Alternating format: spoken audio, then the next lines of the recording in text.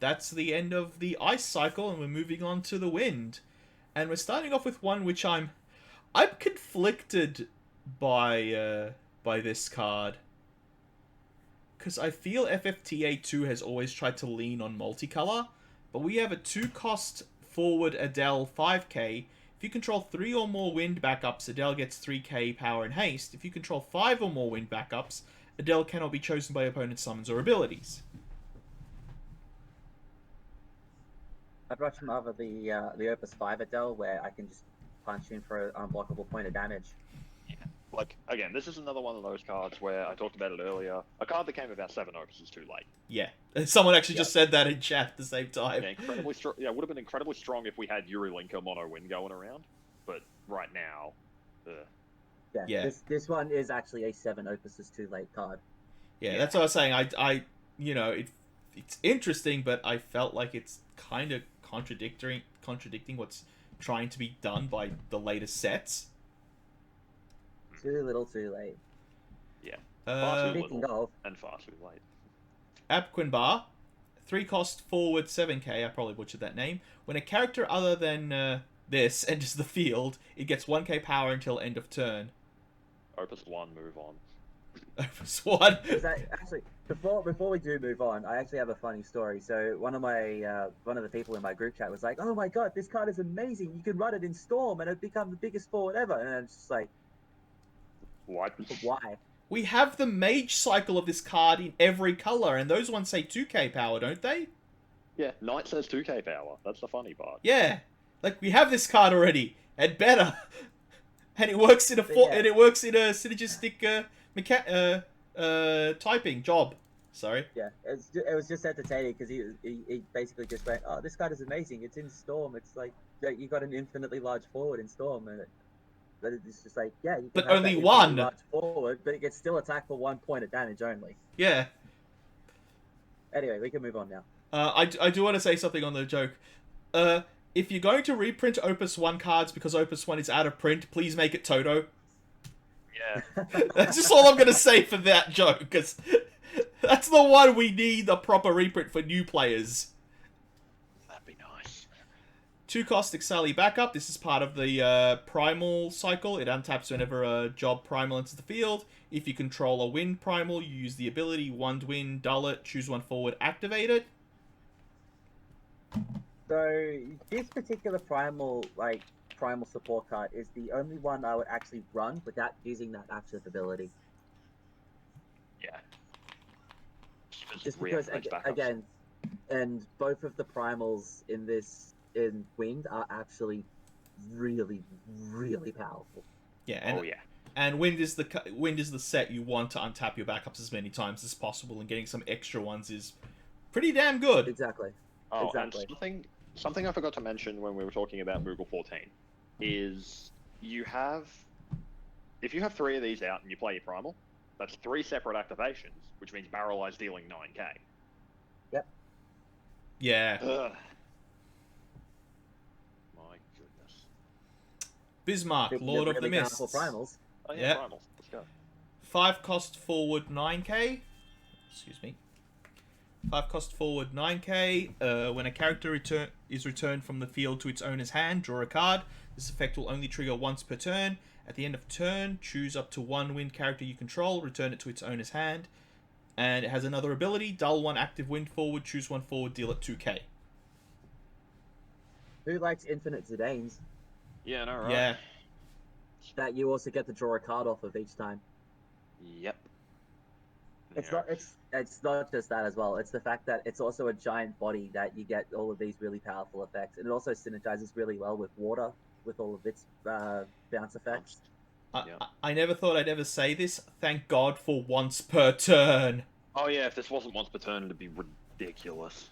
Oh yeah, this is the one time where the once per turn is most correct text ever. Yeah, and coincidentally enough, it's not on a fire card. Who would have guessed? Yeah. At the same time, though, this card is so powerful, so ridiculously strong. Like this actually is one of the cards that you would make space for in the Ice Winds lists. Yeah. Not just because it's another giant body, but because you get to repeat all of these amazing, powerful, bonkers effects. And if Lightning decides to play with your game by saying, "Oh, I'm going to deal with that active forward." Oh, is it wind? No, you're not. You're not going to deal with that active forward because it's dull now. Just dull it for free. And Mion being, draw 2 instead of draw 1. That's card is nutty. Let's factor in Althea as well. You get to pick up 2 things and draw a card. Yeah, pick up 2 things, draw cards. This card is just so dumb. Like, it's so powerful, it's ridiculous. Yeah, it just helps reinforce the point that ulti is one of the best win backups in the game, if not the best. Also, you could search for it with Norshalin. But that's... Yeah, I lost audio for a bit. Did we address the fact that you can combo this with monsters for the tap, and the thing you're about to bounce, like Zidane, is one of the things you can tap to deal damage? Yep. Yeah, that's another thing as well. You also get that extra packet of damage, just because... I actually one of the best wind backups. Anyway, I feel bad. I forgot to do the oath for the last redeem, but I'll do it for this one. So sorry, if you're still with us, Bubba. I'll do the oath again if you want, but we just got put into fear. Blackest day and brightest night, beware your fears made into light. Let those who try to stop what's right burn like his power, Sinestro's might. I fear what Bismarck's going to do to Ice Windstorm. Yeah, it's cough, Sarah, Ryan. Yeah. Cough. Yes, cough, Sarah. Yeah, that's why I said Ulti's one of the best wind backups. 1 cost monster, Cacturoni, part of that cycle where you put counters on it at the end of turn. But this one lets you activate stuff equal to the number of counters on it. I kind of rate this one.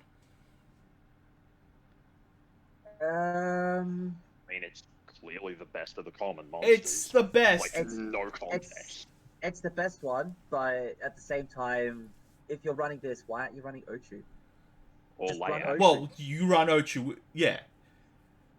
But like paying what? But here's the thing: it's a zero. It comes down to your deck slots, but it's a 0 cost. You play it for free because end of turn you can untap the backup that you used to pay for it. So essentially, as soon as it lives past turn 1, it just gives you infinite returns after that. And what? Being able to activate stuff at instant speed is still pretty dumb, especially when you get to choose what they are. Because this is instant speed, right? Sack it put it into the break zone. It's not during your turn. But it's still another one of those things where you sort of gotta wait. And like this card I don't feel like waiting for. Like even in wind? Especially in wind, because what's wind doing right now? It's either comboing off with loop or comboing off with Icewind, and like neither of those wants something where you have to pause for 5 turns just to be able to activate enough stuff to make it worth it. Yeah. Again, you'd rather just run Ochu. I'd even run Layak over this, in all honesty. Yeah, absolutely. Actually, Layak does draw you a card. Yeah, Layak replaces itself as well. Yeah, I don't know. I feel this one can find a home. But yeah, there are better stuff. Yeah. Not at the moment. Oh, this one I kind of dig this card. I love the just the reading on this card. But 2 cost White Mage backup. When White Mage enters the field, choose up to 2 backups of an element other than wind you control. Activate them.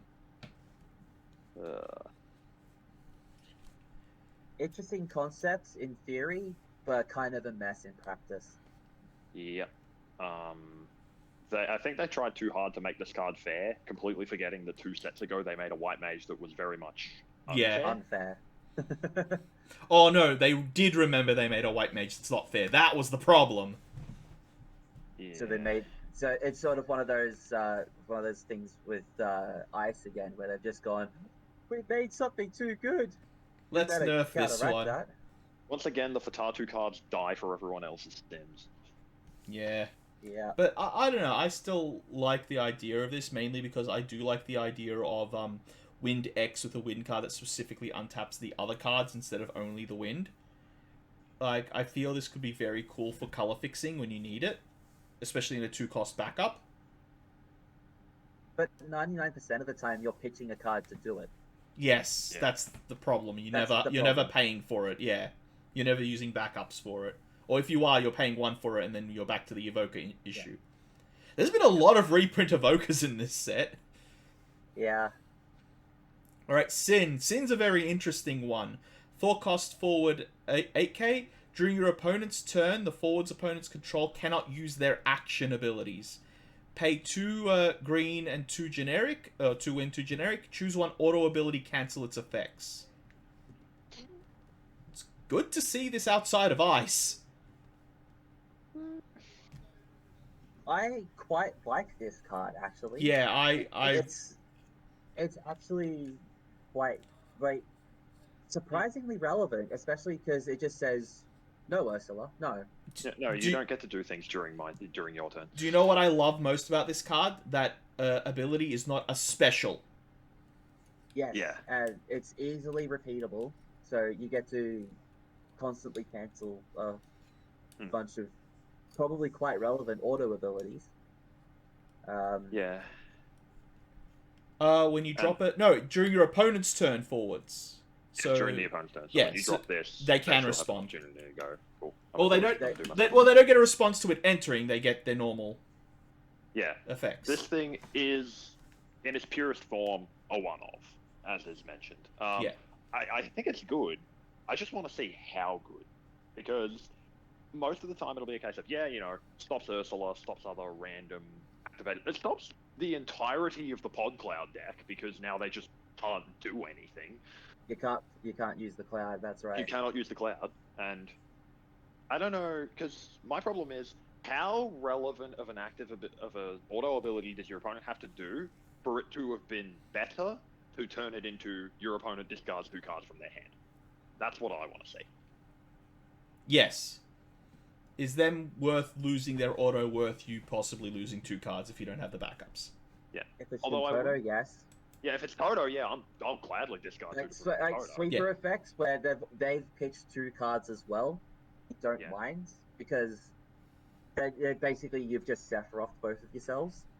Yeah. But I actually like not just the fact that it's a repeatable cancel. It's just a really nice tatzer, like a tatzing effect. Like, you have to do stuff with your forwards during my turn, and it's a lot easier for me to respond to them.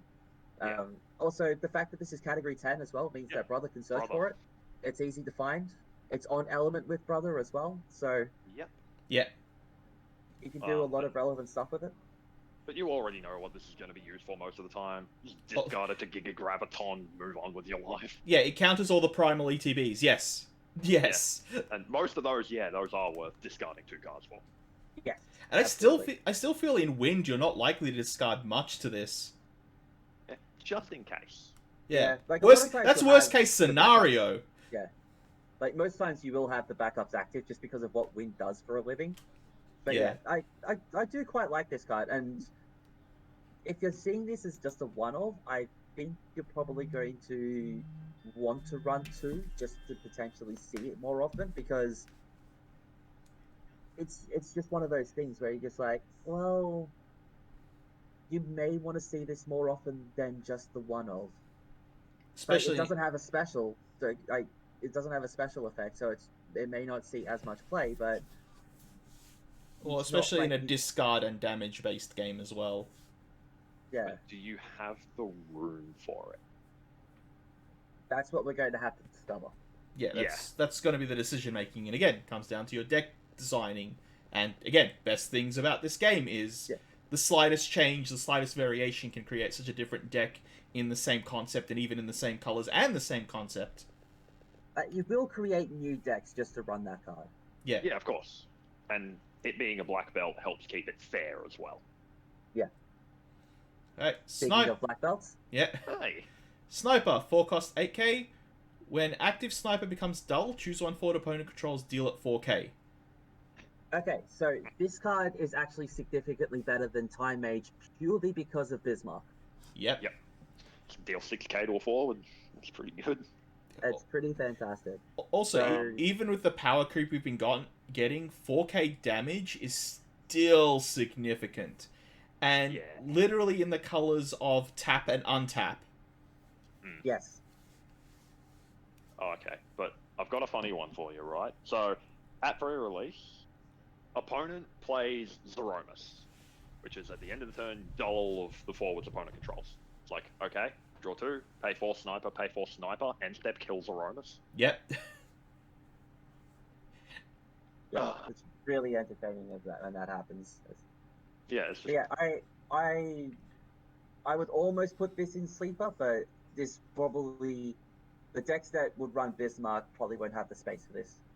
Yeah, it is FFTA2 at least. Yeah, I was going to say FFTA2 is actually pretty cool to see. Also, party attack 8k. Yeah. Because you can't, yeah, as you said, Party two SquashedPeas, of them. you can have multiples of these out. Just party 2 of them and kill something. Yeah. Uh, And then have a Don't get me 16k wrong. attacking. yeah. It's also fairly decent to look at if we ever have to deal with anti-ice again. Yeah, it's like punish them for dulling all your stuff. Yeah. Like the scenario that SquashedPeas was just mentioning. Yeah. Well, we'll play get this to that. pure- We'll get to that Zeromus. Yeah, I'll play this purely to piss off one person at my locals, and that's it. Worth. So worth it. Yeah. Okay, Choco Mog. 2 cost summon, EX. Choose one forward, deal at 1k damage for each character you control. If you control a job Chocobo or job card named Chocobo, and a job Moogle or a card named Moogle, draw a card. If I remember correctly, don't we have something similar to this, but does 2k for each character in Wind? We do have a card that's similar. It's Garuda. It's 2k plus 1k for each wind character you control. Okay, so this is a fairly reasonable rival to that. It's not a downgrade or upgrade. It's just does it differently. And also, Wind naturally can have the draw active thanks to Chocolate and Nono, Yeah. so that's a big deal. My problem Yeah. is, do you have the space for it?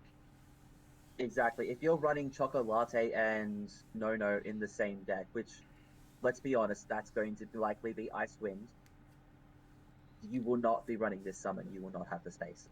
Yeah, no, because you need to have your Pandemoniums, Diabolos if you really need it, Alexander to right. deal This with big is, stuff. for me, this is one of Yeah. the cards that's a little late because the damage, the way I rate it is what damage can you get off for the 2 cost, and with the last few power creeps of power being like into the range of 8, 9, and 10 instead of 7, 6, 7, 8, 9, I kind of feel this has fallen behind just because of the power creep.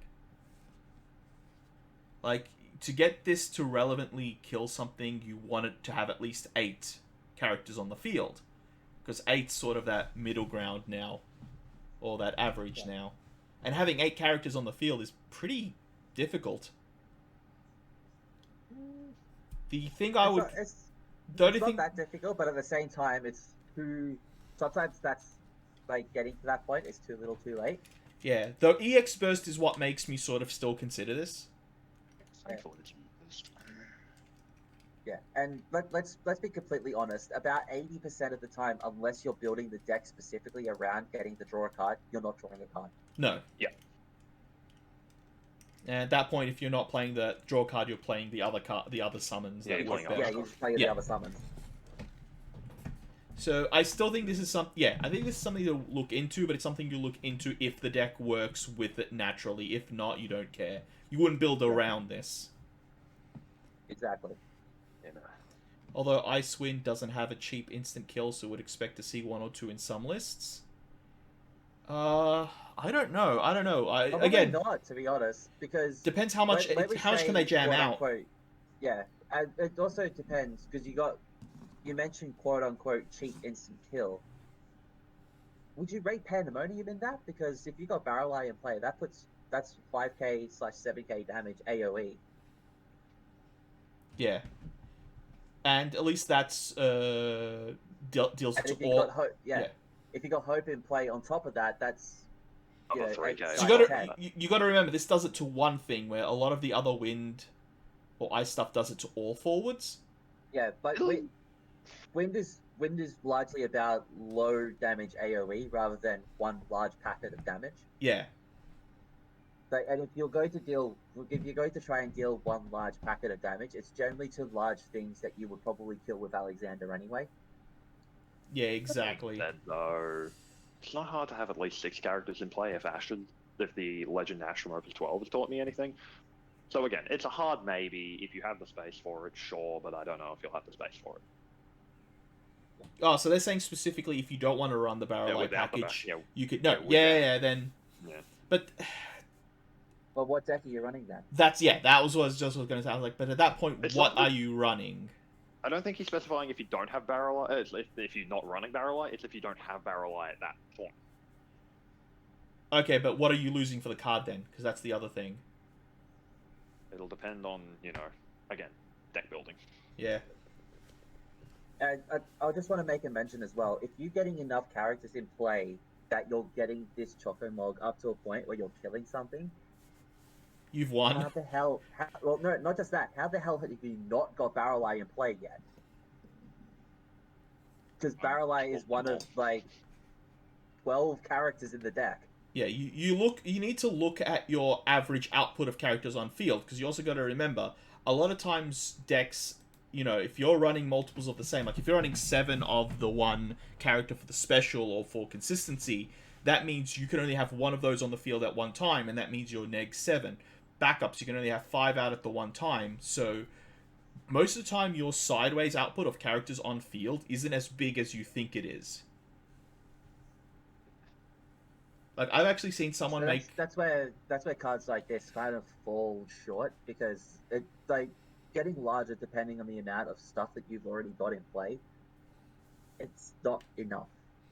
Like, I've actually seen someone make the mistake. They made this very consistent good deck based on 1 or 2 cards, but they ended up overall only having 3 forwards they can have at the one time. And even though they had this really powerful deck, everyone else just goes sideways around them, because they will never have more than 3 forwards out at one time. 5 backups, Ochu, and a lock is easy to kill things with. It can also finish off big dudes. So yeah, you need to look at, can you reach that? That's the question. The question isn't if you can reach that, it's can you reach that? Back to the Chaos Cycle, a 4-cost 8k. This one lets you discard Job Chaos. If you do, choose one character of cost 5 or more, break it. Getting characters is cool. Yeah. 5 or more is too much, and it's Chaos. Because you could potentially be paying... you're paying 6 for this. Yeah. Yeah, 6 cost 8k, kill a character. I agree with you, Canna. I actually agree with you. I just think you really need to think about this card, the Mog Chocobo, a lot more than just assuming you can get to it. You need to do a lot of math to make sure it gets you the output you need. But yeah, so breaking is good, but you could be potentially discarding 3 cards to do this. Yeah, that's like breaking a turn 1 Tyro is hilarious, but where do you go from there? Yeah, this is the second worst of the chaoses in this set. Yeah. Speaking of the good win characters, though, 3-cost Typhoon Monster. If you control 3 or more win backups, Typhoon becomes a forward with 8k power. When Typhoon enters the field, choose one forward, put it under the top 4 cards of its owner's deck.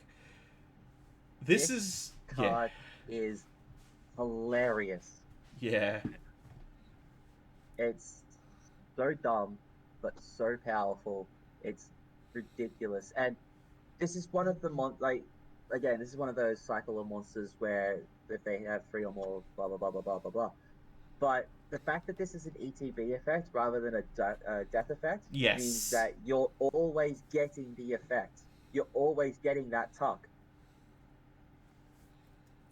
And telling a forward to take 2 turns off. 2 turns off, and you have to repay for it. Yes, it's hilarious. Like this is hitting it into damage. Like this is the card that Deathgaze wishes it was.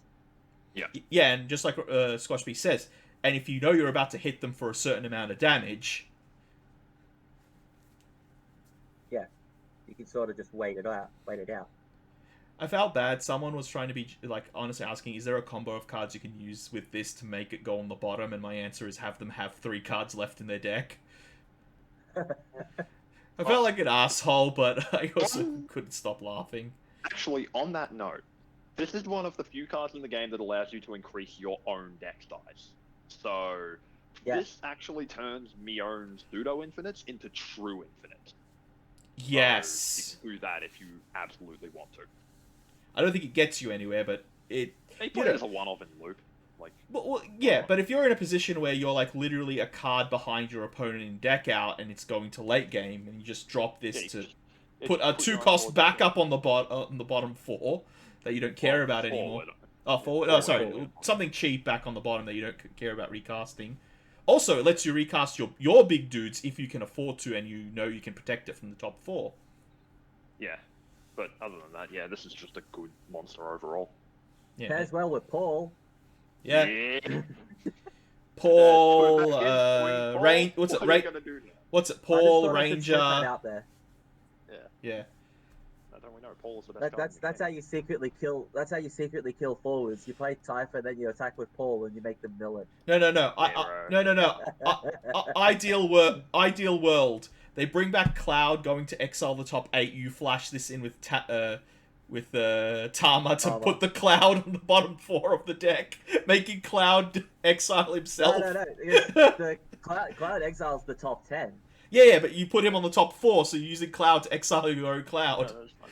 No, it's fine. So, like, you still don't get the. You don't actually get the Cloud because the Cloud's. Oh, that's right. It's a cost. It's a cost to exile. Yeah, so you'd have to do that first before. But it's still hilarious. But you still get to potentially get one of their other forwards if you flash this in, which is really entertaining. It actually can be good because Cloud re-enters tapped, so they lose 2 things. Card is the big funny. Yeah, but that's like stupid, dumb tricks. I don't think anyone even runs that Tama. Regardless, that card is very powerful and expected to see a play. Yeah. Yes. Naja Salhem, forward 2-cost 5k. Naja Salhem cannot be chosen by your opponent's summons or abilities. When it deals damage to your opponent, choose 1 character, select 1 counter, place that. So, okay, I'm just gonna simplify this. It's proliferate, but instead of +1, it's double the counters on something. So when it says choose 1 character, select 1 character placed on it, it means 1 counter that is already on it. Double all counters of the same type of selected. So just trying to simplify some very mucky wording in this one. Yeah, double the number of counters placed on something. Yeah. I don't know, it's filler. Like, not being able to be chosen by your opponent's summons or abilities is nice, but we don't have... this has no evasion. You're not actually tricking that damage effect off it. Yeah, like, this is one of those wind cards that really wanted evasion. Yeah. Yeah. Also, I feel like right now there isn't really anything we want to... Like, having the ability is good, but we don't have the stuff that feeds off it as much, and anything that does feed off it, a good, what's her name, Renoa, just does it better and safer. Yeah. Doesn't even work with Proto Fallacy Adam, because you go, oh, I want to double his counters, cool, remove a counter, cancel the effect. Yeah.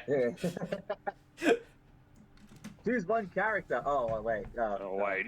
Choose 1 character, remove a counter from it. No. Yeah. Also, it says choose 1 character, not choose... it's a must effect. So if your opponent has something that has counters on it and you don't, and they have counters that they can benefit from, then it's a bit awkward. Yeah. Yeah, like if I prefer if they had done it from Magic where it's select as many counters and add 1 instead of choose 1, double that one only. Regardless, I don't think there's really enough cards that have counters that benefit from the counters. Yeah. I feel this is a hint at something that I'm not sure if we're actually going to get or not. Yeah. This will be one of those cards that everyone comes back to every time we get a new counter-based card. Yeah. Yeah. Go on. I just said maybe. Like, maybe they'll come back to it, but I doubt it. I just don't think it's powerful enough to warrant. It also depends if we get other effects like it as well, not just effects. We already do have an effect like it in the Cardos. Yeah. Anyway, Vanu, 4-cost backup. It's part of the same cycle. Reveal the top 2 cards. Put a wind card into your hand, the other in bin. Dull it and sack it. Do the same thing. Reveal the top 2 cards. Put 1 wind character in hand, the other in bin. Same as the others. 0-cost backup. But It's a bit. depends if you're okay with losing the 2 cards. It's a bit worse because Wind has no space for this and doesn't have a lot of recursion, so it's a bit harder to justify it. Yeah. Not just that as well. Wind doesn't like losing cards. Yeah, Of that's any kind.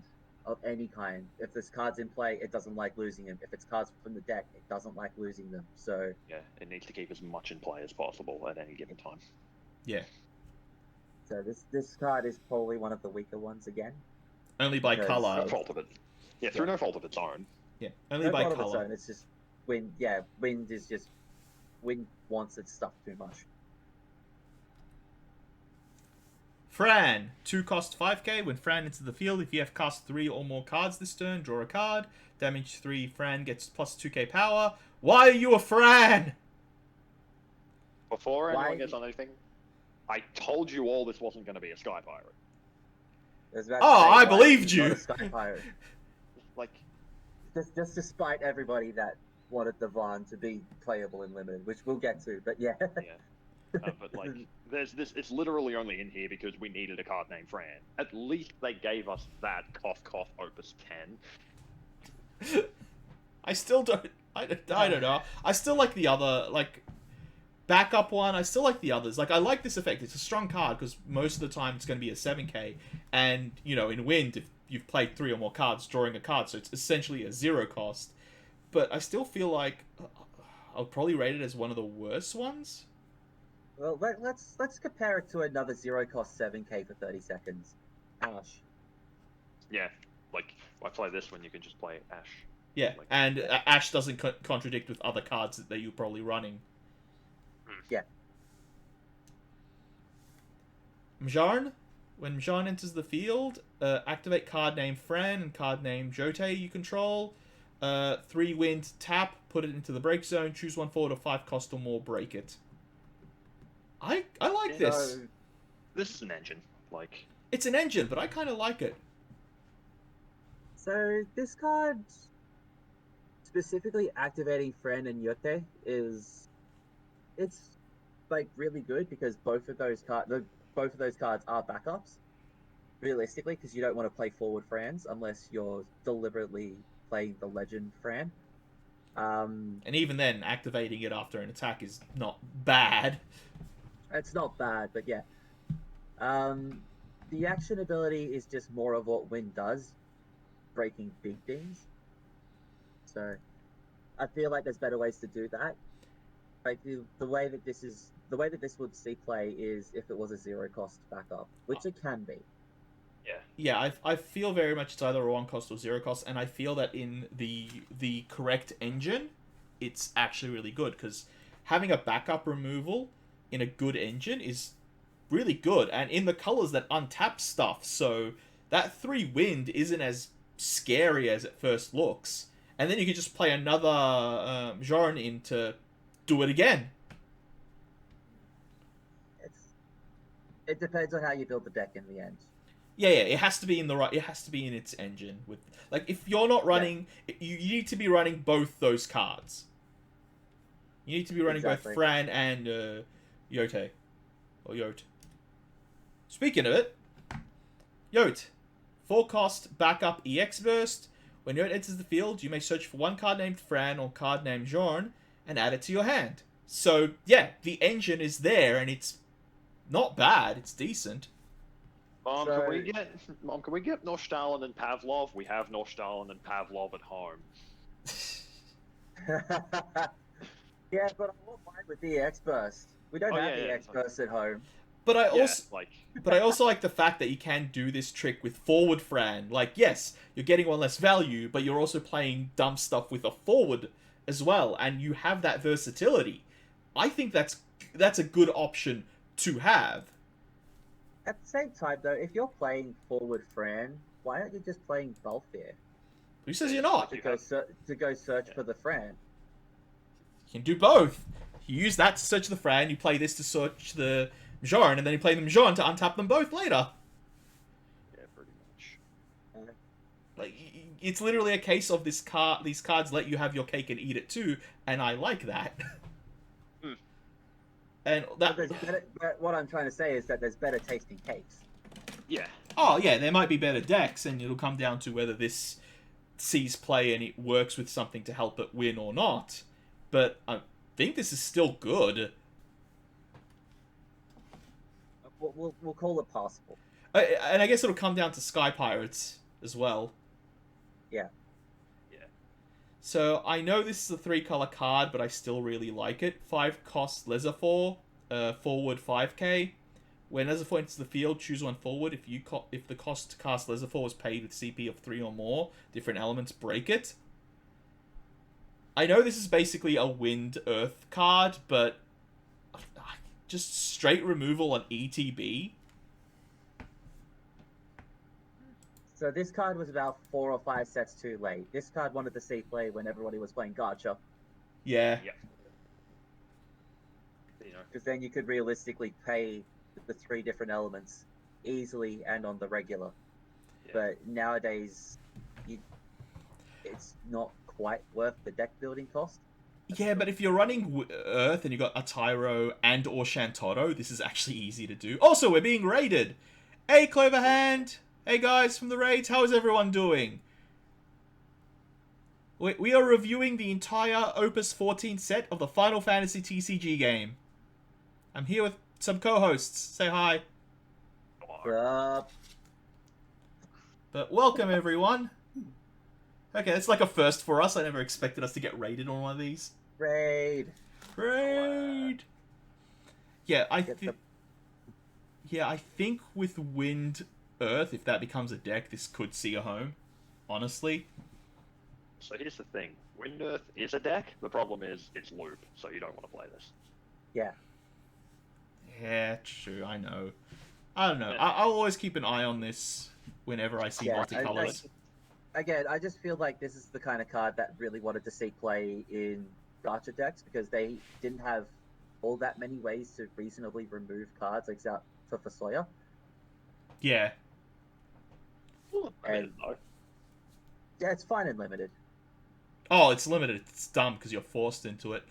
Oh, here we are. We got our Wind Primal, Garuda Lady of the Vortex, 6 cost 9k. When Garuda Lady of the Vortex enters the field, choose one forward of power 9 or more opponent controls break it. Whenever a forward of power 9 or more of your opponent enters the field, draw a card. I love the fact that no one expects the second part of this ability. Everyone's like, oh, it's killed my thing, it's done, and then they play something else to replace it, and you're like, oh, I get a card, thank you. Okay, so this is another one of my sleeper hits. Think about how many ridiculously powerful, bonkers, stupid, just insane cards have 9,000 power or more, especially coming from this set. Yep. And think about exactly how many of those Garuda will just get rid of on the spot, and then punish your opponent for playing another one. And especially if you can flicker Garuda, which is fairly feasible in the colors. Which, by the way, you can, because Bismarck. Yep. So, I really, really love this card. I don't know why it's a rare. I do not know why it's a rare slot. I don't know why people aren't rating it higher. This card is very powerful, and I would expect it to see a lot of play in almost every win deck. Just because it's a great way to counteract everybody else's strategies. The only one that doesn't counteract is Fire, because all the powerful Fire cards are 8k or less, except for Tenzin and Philia. Also, anything in Fire that is 9k or higher tends to have when targeted effects on it. Yeah, but even then, I don't mind paying 6k to play this and get rid of my opponent's BFA. And they just kill your Garuda back, so, you know, it's a 6 cost summon removal in that situation. Yeah, or I can play this off of Star Sybil. Yeah. Yeah, this is one of those, like, super format-dependent cards, but it comes out in a format where it's actually kind of really good. No, definitely. I love this. This will see a large amount of play, and if it doesn't, then I don't know what anybody else is doing. Like when Even in the pre-Opus 14 format, there was so many 9K plus forwards running around. Yeah. Like, I opened 2 of these in one of my kits, and I'm like, why do I have 2 of these? This should have been rarer than it is. Oh, speaking of good wind cards, Rosa, I really love this card. 3 cost wind, 7k forward. When you cast the 3rd card you've cast this turn, activate all the backups you control. When you cast the 5th card you've cast this turn, reveal the top card of your deck. If it's a character, you may play it onto the field. You may pay 1 wind. Rosa cannot be chosen by your opponent's summons or abilities until the end of turn. I really like this card. So that active ability is abilities only, but this card is another one of those cards where you really want to put this in Ice Wind, but where's the room? I honestly, Mono Wind would also work with this. Just looping a bunch of stuff in. Wind Lightning. I might run this in Wind Lightning if you've got a bunch of the cheap stuff you're trying to repeat and play multiple.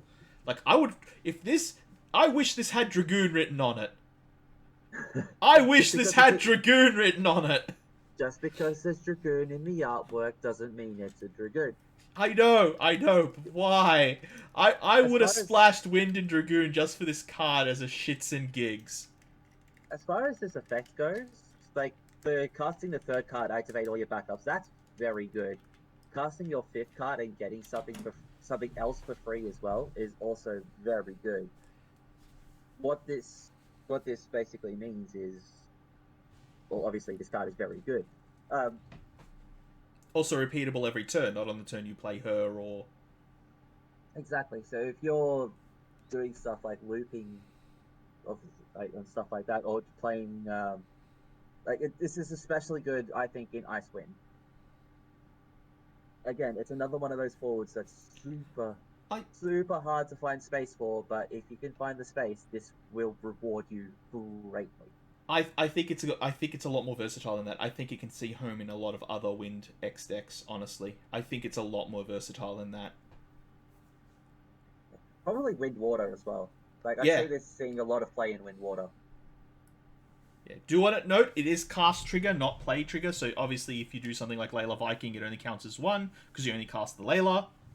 But, yeah, any deck that you're spawning out cheap stuff that lets you repeatedly untap your backup and draw cards, or play something for free, like Wind Water, yeah, I think this has a lot more versatility and a lot more colors than it's given credit for. It is a card you usually want to probably play, test, see if it works off the deck you're playing. If not, take it out. If yes, lean into it. It's doing good things. Yeah. And it has a reasonable self-protection on it.